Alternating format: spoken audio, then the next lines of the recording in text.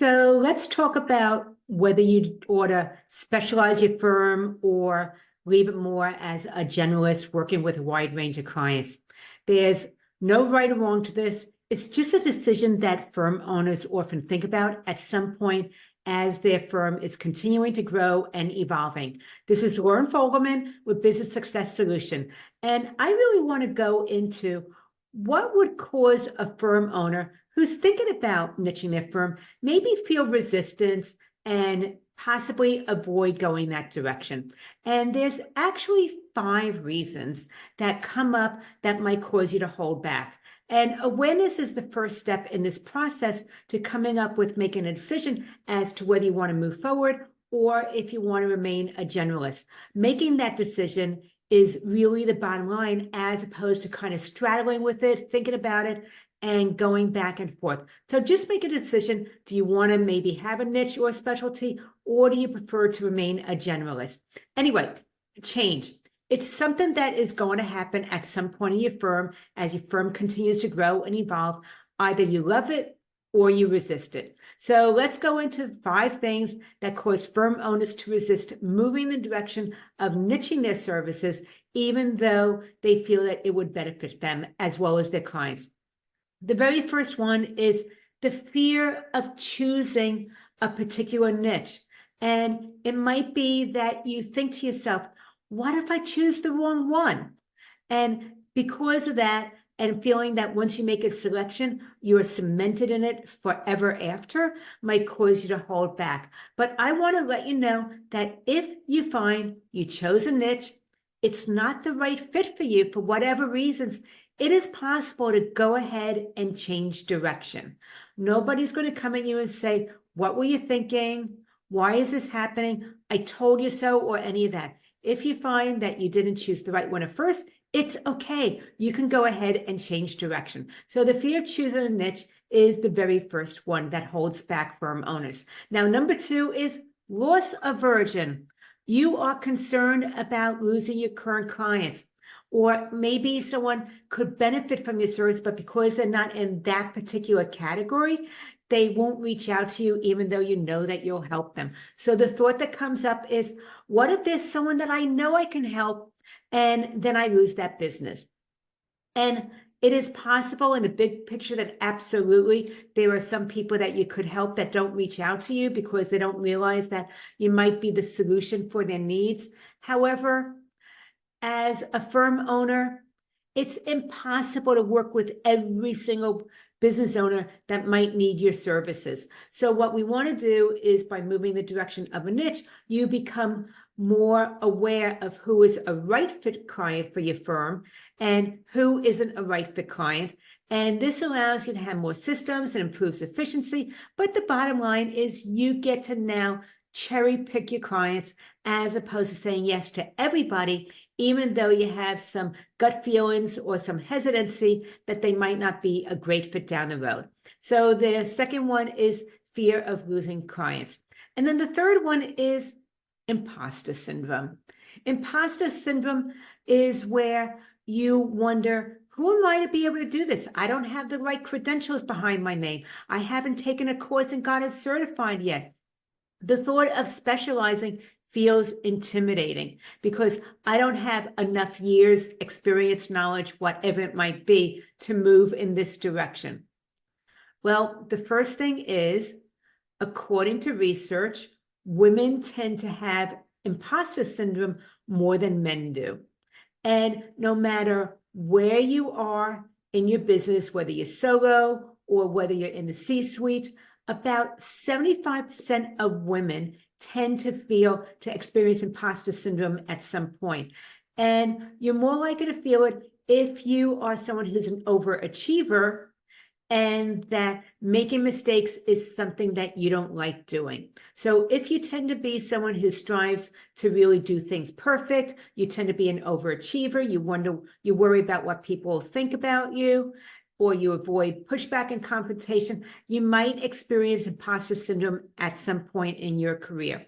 However, it does impact men also. It's not just women. And I want to say, don't overvalue what you have to offer. Because you're an overachiever or maybe a perfectionist, you probably deliver a much better service than the average person who's doing something similar. Or most likely you are delighting your clients and you don't give yourself credit for all that you do for them.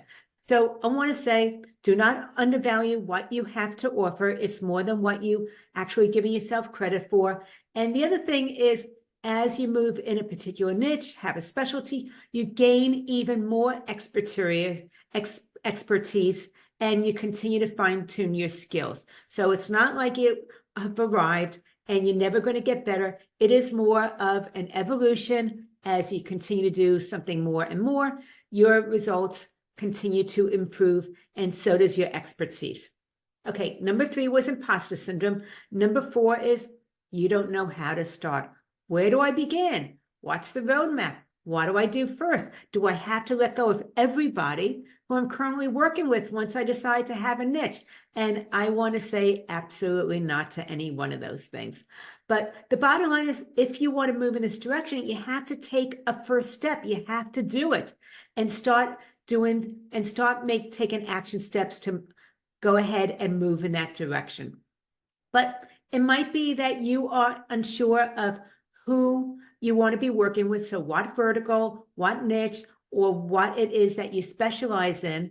And if you're not sure of who you want to work with and what you want your niche to be, then go ahead and take more of the concept of figuring out first who you don't want to work with.